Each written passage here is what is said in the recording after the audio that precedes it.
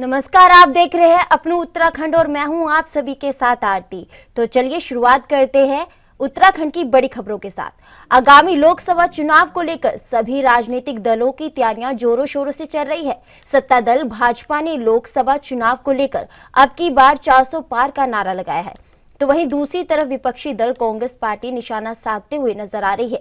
कांग्रेस प्रदेश अध्यक्ष करण मेहरा ने भाजपा को चुनौती देते हुए कहा कि सबसे पहले केंद्र सरकार चुनाव कमीशन को तटस्थ बना दे। साथ ही उन्होंने कहा कि ईवीएम के बदले पिस्टल बैलेट के जरिए चुनाव कराई जाए तो भाजपा को खुद पता चल जाएगा कि 400 वोटों के बदले 4 वोट भी भाजपा की झोली में नहीं आएंगे।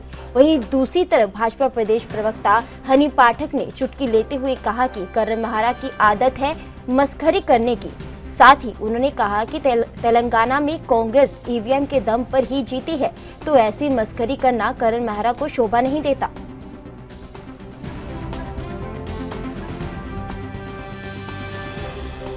एक तो चुनाव कमीशन जो है उसको तटस्थ बना दीजिए और किसी का पिट्ठू ना हो।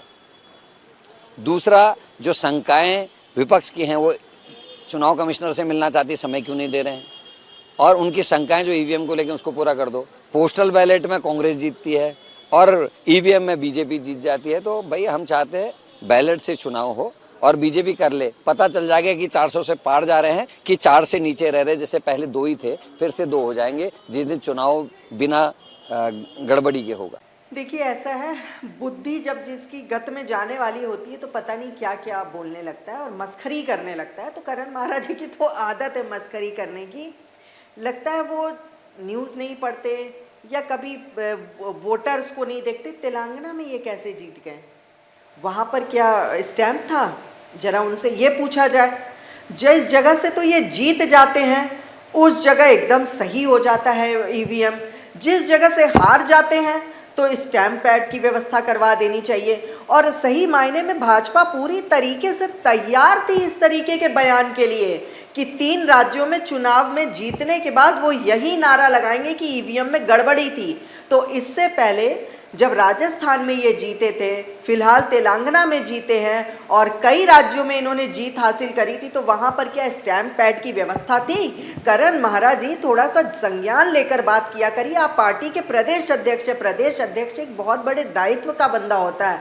वहाँ बैठकर चेयर पर ही आप मर्यादा नहीं मेंटेन कर रहे हैं, मस्खरी कर रहे हैं। इस तरीके के बयान देकर आप शोभा नहीं देता। और मुझे पता है दूध का जला छाछ भी फूक फूक कर पीता है, लेकिन इस समय आपकी स्थिति वो हो गई है कि आप छाछ को भी उबाल कर पी रहे हैं कि उससे कहीं इन्फेक्शन पेट में ना हो जाए। तो थोड़ा सा अपना ध्यान दीजिए, इस तरीके की बातें ना करें। मस्खरी करना आपको शोभा नहीं देता, प्रदेश अध्यक्ष के पद पर हैं। 22 जनवरी को अयोध्या में भगवान श्री राम मंदिर की प्राण प्रतिष्ठा होने वाली है, जिसको लेकर सत्ताधारी पार्टी बीजेपी कई कार्यक्रम कर रही है। इसी क्रम में राम मंदिर प्राण प्रतिष्ठा से पहले राज्य के मंदिरों में 14 जनवरी से 22 जनवरी तक विशेष स्वच्छता अभियान चलाया जाएगा। इसी को लेकर बद्री केदार मंदिर समिति के अध्यक्ष अजय ने बताया कि प्रधानमंत्री के आह्वान पर 14 जनवरी से 22 जनवरी तक जितने भी मंदिर और धार्मिक स्थल हैं उनमें स्वच्छता अभियान चलाया जाएगा। और 22 जनवरी को जब भगवान राम की प्राण प्रतिष्ठा होगी उस दिन तमाम मंदिरों में कार्यक्रम रखे जाएंगे, जिसकी रूपरेखा तैयार की जा रही है। वहीं मुख्य विपक्षी दल कांग्रेस भाजपा पर आरोप लगा रही है कि कांग्रेस के संगठन उपाध्यक्ष मथुरा दत्त जोशी का कहना है कि Bharatiya Janata party event management वाली पार्टी है। बीजेपी को किसी भी कार्यक्रम को इवेंट बनाने में महारत हासिल है।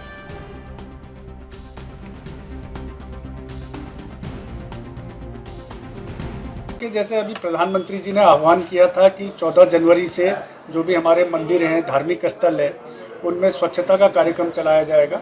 तो इसके क्रम में बद्रीनाथ केदारनाथ मंदिर समिति भी जो अपने अधीनस्थ हमारे जितने भी मंदिर हैं उनमें स्वच्छता का कार्यक्रम प्रारंभ करेगी। इसकी विस्तृत रूपरेखा हम तैयार कर रहे हैं। इसके अलावा 22 जनवरी को जब अयोध्या में रामलला का प्राण प्रतिष्ठा का कार्यक्रम आयोजित होगा, उस दौरान हमारे जितने भी मंदिर हैं उनमें भी हम विभिन्न प्रकार के कार्यक्रम आयोजित करेंगे और इसके लिए हम विस्तृत रूपरेखा अभी तैयार कर रहे हैं, वो शीघ्र ही हम जारी भी कर देंगे। जनता पार्टी तो हर काम में इवेंट करती है, क्यों नहीं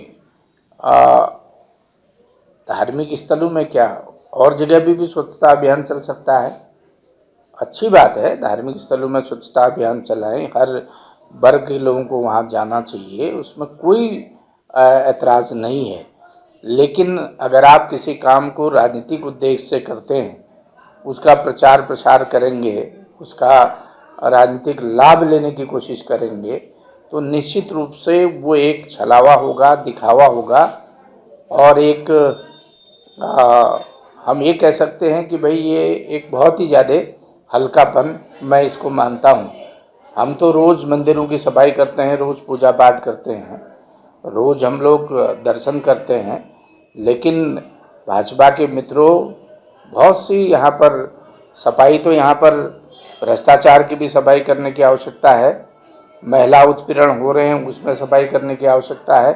अंकिता भंडारी की माँ बाप ने पत्र लिख के कहा कि भाजपा का महामंत्री संगठन इन्वॉल्व है, उसकी है, और इस समय भाजपा को आवश्यकता है अपने कार्यालय की सफाई पहले करें, तो मैं समझता हूँ उचित।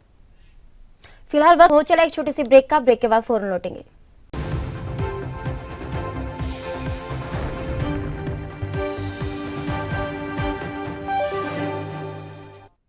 ब्रेक के बाद अपने उत्तराखंड में एक बार फिर आप सभी का स्वागत है। मंडल मुख्यालय पौड़ी में संस्कृति विभाग के प्रेक्षागृह में स्वास्थ्य विभाग की ओर से कार्यक्रम का आयोजन किया गया। इस दौरान आयोजित कार्यक्रम का स्वास्थ्य मंत्री डॉक्टर धन सिंह रावत ने दीप प्रज्वलित कर शुभारंभ किया। इस मौके पर जिला पंचायत अध्यक्ष शांति देवी, जिलाधिकारी डॉक्टर आशीष चौहान, स्थानीय विधायक राजकुमार पौरी, लेंसडाउन विधायक महंत दिलीप मौजूद रहे। इस दौरान स्वास्थ्य मंत्री धन सिंह रावत ने कहा कि सरकार की ओर से प्रदेश की स्वास्थ्य व्यवस्थाओं को और बेहतर बनाने का कार्य किया जा रहा है।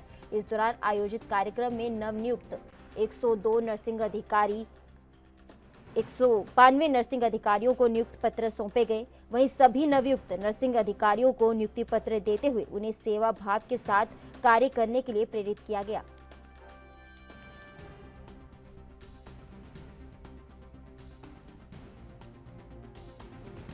प्रदेश में लगभग 11,000 लोगों को स्वास्थ्य विभाग में नौकरी देने जा रहा है। 3,000 हम नर्सिंग अधिकारियों की भर्ती वर्षवार कर रहे हैं और आज पौड़ी जिले में 243 नर्सिंग अधिकारियों को हमने नियुक्ति पत्र दिए हैं। और मैं ये कह सकता हूँ कि पूरे देश में ये पहला मौका है कि जब हम इनकी नियुक्तियाँ वर्षवार कर रहे हैं। इसमें सारे लोग 2020 तक सभी लोगों को नौकरी मिल रही है। मैं प्रधानमंत्री जी का भी, मुख्यमंत्री जी का भी और स्वास्थ्य विभाग का धन्यवाद देना चाहता हूँ कि बहुत जल्दी ये काम पूरा हुआ है और आज जिन जिन नर्सिंग अधिकारियों को नौकरी मिली है, मैं सरकार की ओर से स्वास्थ्य विभाग के मुखिया होने के नाते उन सबको भी अग्रिम बधाई दे रहा हूँ कि वो अब अपने अपने हॉस्पिटलों में बहुत अच्छा काम करेंगे और नर्सिंग अधिकारी आने के बाद हमारे प्रदेश की स्वास्थ्य सेवाएँ और अच्छी अब धीरे धीरे हो जाएगी। उत्तराखंड भाजपा ने लोकसभा चुनाव की तैयारियों के बीच अपने बड़े नेताओं की रैलियों के कार्यक्रम भी तय करने शुरू कर दिए हैं। आचार संहिता लागू होने से पहले उत्तराखंड में प्रधानमंत्री नरेंद्र मोदी की 3 रैलियां होने की तैयारियां होती हुई नजर आ रही हैं। साथ ही 1 दर्जन अन्य नेताओं के कार्यक्रम भी तय किए जा रहे हैं। वहीं बीजेपी प्रदेश अध्यक्ष महेंद्र भट्ट का कहना है कि प्रधानमंत्री की 5 लोकसभा सीटों में जनसभा को लेकर समय मांगा गया है। साथ ही उन्होंने कहा कि पूरा प्रदेश भगवे रंग से रंग जाए और देवभूमि की जनता प्रचंड बहुमत से नरेंद्र मोदी के समर्थन में मतदान करे। इस परिप्रेक्ष्य में आगामी कार्यक्रमों की रूपरेखा तैयार की जाएगी।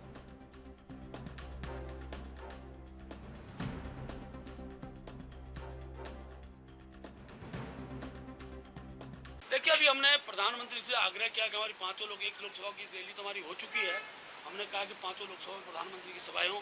प्रधानमंत्री ने हमने अपने राष्ट्रीय नेतृत्व से अनेकों सभाएं मांगी है और लोकसभा चुनाव से पूर्व एक भगवामय वातावरण बन जाए, भाजपा कमल हर घर में खिल जाए, हर परिवार से मतदाता निकलकर मोदी जी को प्रचंड मतदान देने में अपनी सहभागिता है। उसके सारे कार्यक्रम हम आगामी दिनों में करने वाले हैं।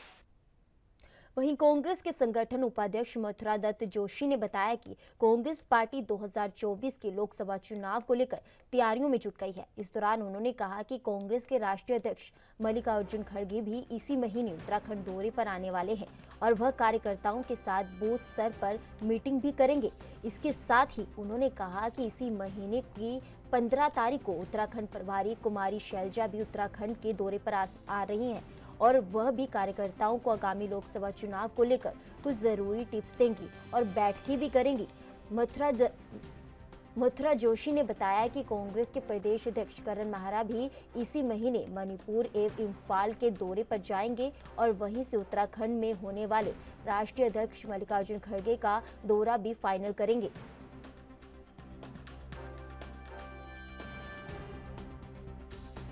बहुत जल्दी ही कांग्रेस की प्रभारी महोदय भी उत्तराखंड आ रही हैं। उसकी सूचना हम आपको 1-2 दिन के अंदर दे देंगे। संभवतया 15 जनवरी को माननीय प्रभारी महोदय का दौरा यहाँ का होगा। और एक खुशखबरी आपके लिए और है कि संभवतया इसी महीने राष्ट्रीय अध्यक्ष आदरणीय मल्लिकार्जुन खड़गे जी उत्तराखंड का दौरा करेंगे और बूथ स्तर के कार्यकर्ताओं से संवाद स्थापित करेंगे। तिथि के बारे में विचार विमर्श हो रहा है। माननीय अध्यक्ष श्री करण माहरा जी 13 और 14 तारीख में दिल्ली और इम्फाल में रहेंगे। मैं समझता हूं कि माननीय अध्यक्ष जी, राष्ट्रीय अध्यक्ष जी का कार्यक्रम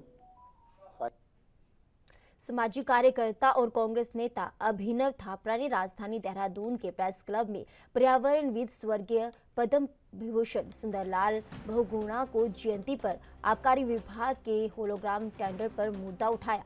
उन्होंने उत्तराखंड के आबकारी विभाग द्वारा प्रतिबंधित सिंगल यूज प्लास्टिक का 150 करोड़ होलोग्राम के टेंडर में घोर अनियमितताओं का मसला उठाते हुए कहा कि यह कार्य केंद्र सरकार की प्रतिबंधित सिंगल उपयोग प्लास्टिक की नीति के खिलाफ है। साथ ही उन्होंने कहा कि आबकारी विभाग ने 20 नवंबर 2023 को उत्तराखंड में शराब की बोतलों में लगने वाली होलोग्राम का टेंडर निकाला था, जो कि पीएम की प्रदूषण नीति के खिलाफ आबकारी विभाग का होलोग्राम टेंडर है।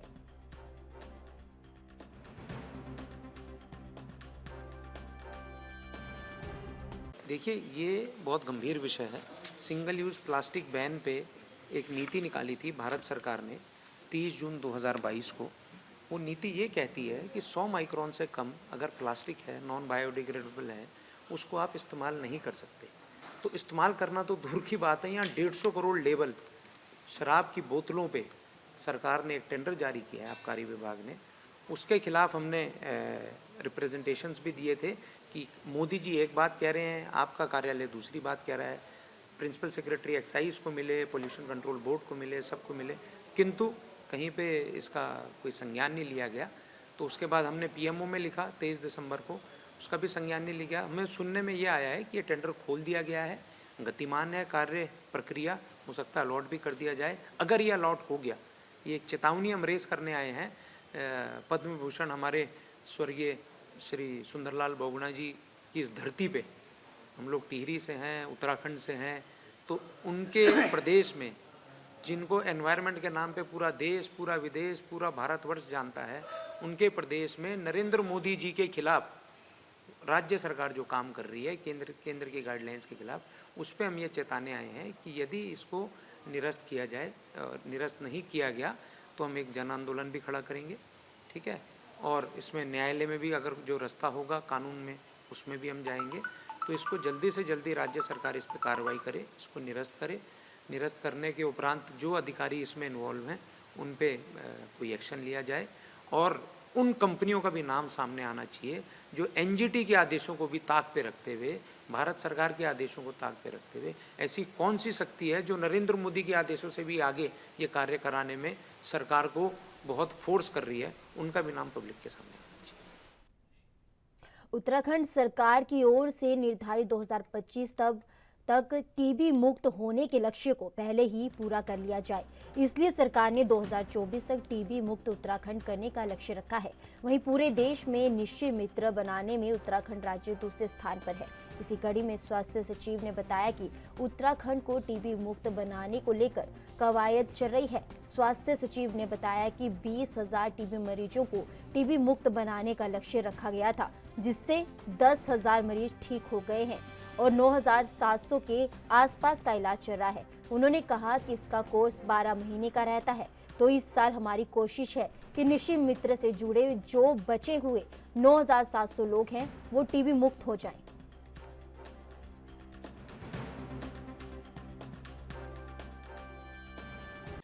ये प्रधानमंत्री टीबी मुक्त अभियान के तहत जो निक्षय मित्र योजना की शुरुआत हुई है पूरे देश में 9 सितंबर 2022 से और उत्तराखंड राज्य में 17 सितंबर 2022 से इसकी शुरुआत हुई है।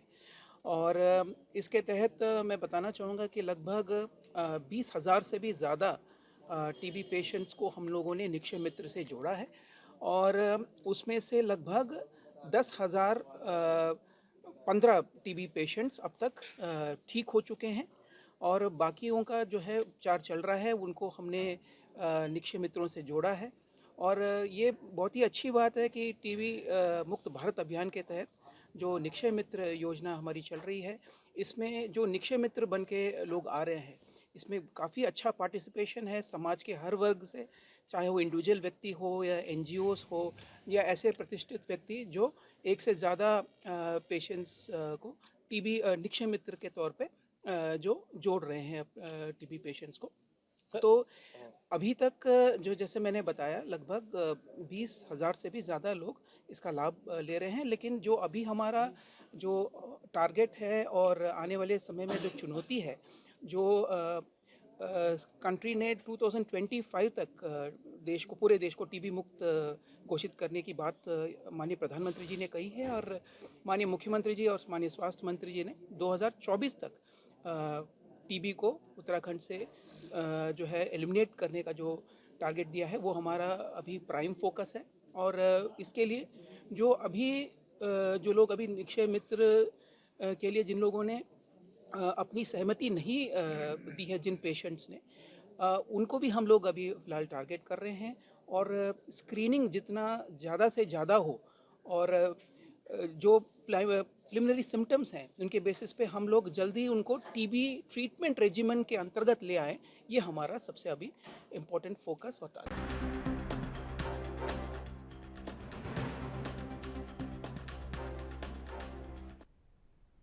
15 नवंबर 2023 से 26 जनवरी 2024 तक आयोजित विकसित भारत संकल्प यात्रा के तहत केंद्र व राज्य सरकार की विभिन्न जन कल्याणकारी व लाभार्थी परक योजनाओं की जानकारी आम जन मानस तक पहुंचाने के उद्देश्य से चंपावत जिले के लोगाघाट में संकल्प यात्रा कैंप का आयोजन नगर पालिका लोगाघाट के सौजन्य से किया गया।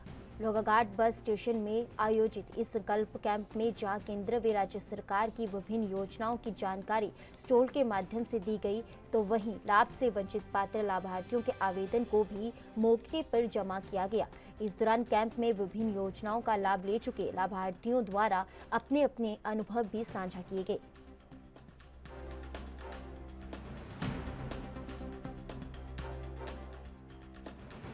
सही कहा, निश्चित भारत संकल्प यात्रा जो आदरणीय नरेंद्र मोदी जी की विजन है, एक जो उनकी दूरगामी सोच है, इसमें क्या था कि जो अभी तक कई चीज़ों से वंचित जो हमारे आम जनता थी, वो चाहे गैस का उज्ज्वला गैस कनेक्शन से हो, वो चाहे प्रधानमंत्री आवास योजना से हो, वो चाहे शौचालय जो पहले स्वजल के माध्यम से बनाए जाते थे बीच में बंद हो गए, उसको जो सरकारी अमला है उन्होंने 100% दिखा के क्लोज कर दिया। इस विकसित संकल्प भारत यात्रा के दौरान जगह जगह हमारा रथ जाएगा, हमारे विभागीय सारे अधिकारी जाएंगे और ये चाहे आयुष्मान कार्ड हो, चाहे आधार कार्ड हो, जो भी हमारी जनता के आम जो मोदी जी का एक विजन आदरणीय दीनदयाल उपाध्याय जी ने एक नारा दिया था, अंतिम छोर में खड़े व्यक्ति का विकास करना ही भारतीय जनता पार्टी की पहली प्राथमिकता है। अगर उसको आगे बढ़ाने का कोई काम कर रहा है वो आदरणीय नरेंद्र मोदी जी कर रहे हैं और उसके मद्देनजर आप देख रहे हैं कि उनकी जो योजना है वो कहीं ना कहीं सकारात्मक रूप ले रही है। महासंकल्प यात्रा के तहत नगर क्षेत्र लोहाघाट में रोडवेज परिसर के पास में आज एक शिविर लगाया गया है, जिसमें विभिन्न जो जन कल्याणकारी विभाग हैं उनके द्वारा अपने कैंप आयोजित किए गए हैं। उनके अधिकारी कर्मचारियों के द्वारा लोगों को लाभान्वित किया जा रहा है, अपने विभागीय जो योजनाएं हैं उनकी जानकारी भी दी जा रही है। और इसके साथ ही बहुत सारे लोगों को यहाँ पर अंत्योदय कार्ड वितरित किए गए हैं, उज्ज्वला गैस के कनेक्शन वितरित किए गए हैं। नगर क्षेत्र में जो भी योजनाएं संचालित की जा रही हैं तो नगर पालिका के अधिकारियों के द्वारा उनके बारे में भी जानकारी दी गई है। सर्वप्रथम इस जो संकल्प यात्रा है इसका एक उद्देश्य यह है कि अधिक से अधिक लोग जो हैं विभागों की जो जानकारियां हैं, जो भी सरकार के द्वारा बहुत महत्वाकांक्षी कार्यक्रम चलाए जा रहे हैं, उनके क्या पैरामीटर्स हैं इसका उनको जानकारी हो और उसके जानकारी के साथ में वो अपने अभिलेखों के सहित वो उस योजना का पूर्ण लाभ उठा सकें। यही हमारी संकल्प यात्रा का उद्देश्य है। धन्यवाद। ग्राम जाट जिंडी से आई हूँ।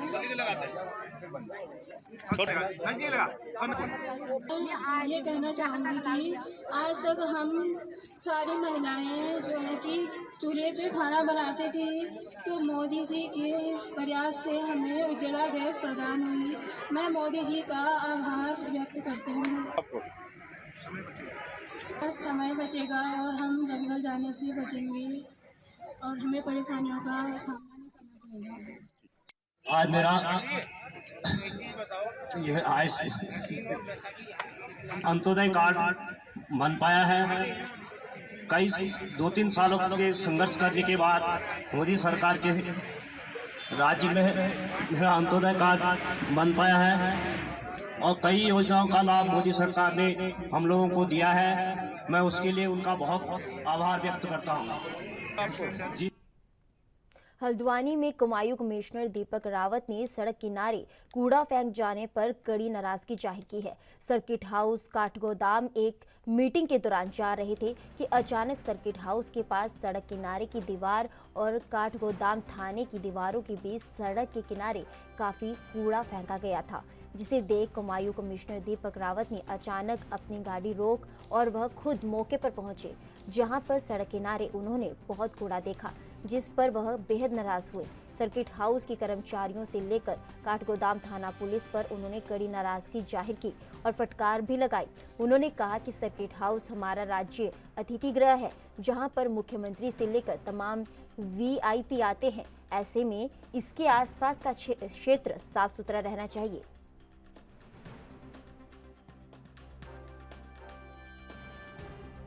जानते हैं कि सर्किट हाउस तो खैर है, कहीं पे भी कूड़ा क्यों होना चाहिए, इस पे अभी विशेष अभियान हमारा चला रहा है। समय समय पर माननीय मुख्यमंत्री जी समीक्षा करते हैं। सर्किट हाउस के आसपास मैंने 2-3 बार नोट किया है कि कूड़ा रहता है और जो इसे डाल रहे हैं, एक तो मैंने थाने के पास देखा, एक मैंने देखा कि सर्किट हाउस वाले खुद भी इसका उचित निस्तारण नहीं कर रहे हैं। जो इनका गेस्ट हाउस है NHPC का, वो भी उचित निस्तारण नहीं कर रहा है। तो आज तो खैर केवल चेतावनी दी गई है, लेकिन इसके बाद अगर कूड़ा यहाँ पे डाला जाएगा तो जो भी इनका संचालन कर रहे हैं, जो भी अधिकारीगण हैं, उन पे व्यक्तिगत रूप से हम शो कॉज देख के फिलहाल के लिए अपने उत्तराखंड में मेरे साथ बस इतना ही। आप बने रहे ANB न्यूज के साथ। नमस्कार।